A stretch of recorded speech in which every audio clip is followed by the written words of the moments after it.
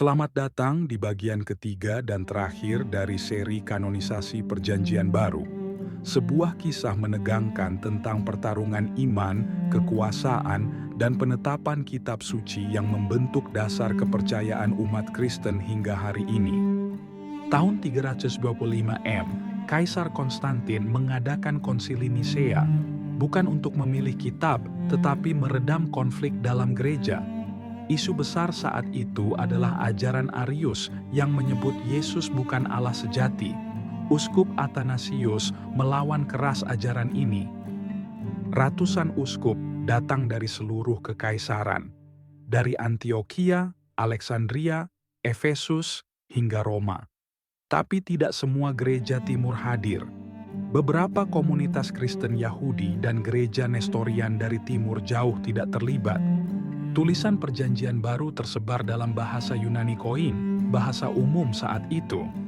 Tapi sebagian kecil, seperti Matius, kemungkinan awalnya ditulis dalam Ibrani atau Aram.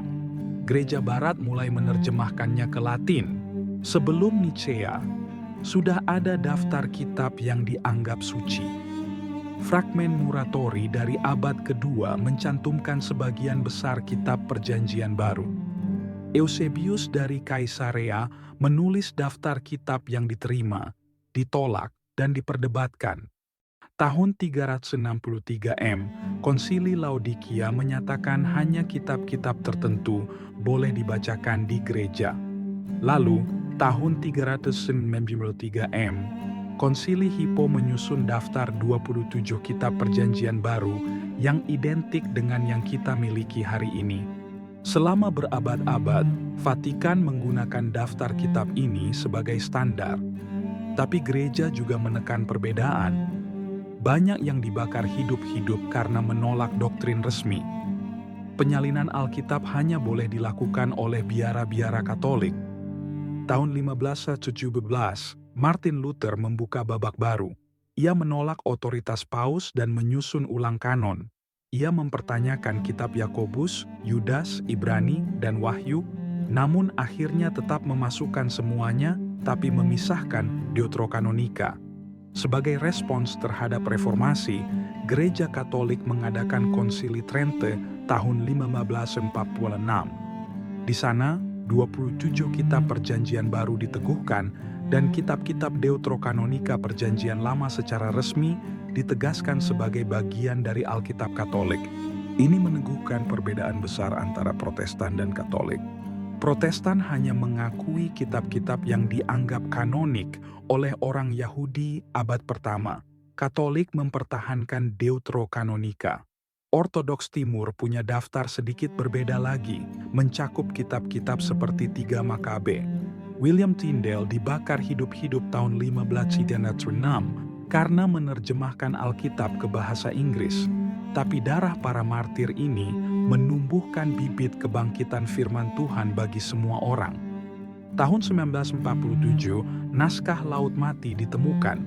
Meskipun hanya mencakup Perjanjian Lama, penemuan ini menunjukkan betapa teliti para penyalin Yahudi dan menjadi saksi bahwa firman Tuhan benar-benar dijaga.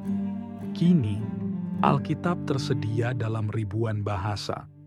Proses kanonisasi yang panjang, penuh darah dan kontroversi, berbuah dalam bentuk firman Tuhan yang bisa dibaca oleh siapapun di dunia.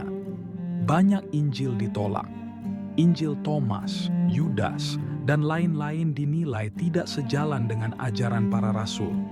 Sebagian besar ditulis jauh setelah abad pertama dan syarat dengan ajaran gnostik yang bertentangan dengan inti Injil.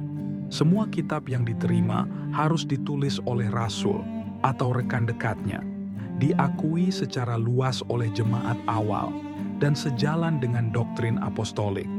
Inilah mengapa hanya 27 kitab yang lolos ujian waktu. Firman Tuhan tidak pernah gagal, meski dipalsukan, dibakar, diserang dan diperebutkan, Tuhan menjaga kebenarannya tetap utuh. Hari ini kita membaca hasil perjuangan ribuan tahun. Jangan anggap enteng Alkitab di tangan Anda. Di baliknya, ada darah, air mata, dan kasih karunia ilahi. Baca, hidupi, dan bagikan. Terima kasih telah mengikuti seri kanonisasi Perjanjian Baru. Jangan lupa like, share, dan subscribe untuk konten sejarah rohani yang membangun iman Anda. Tuhan memberkati.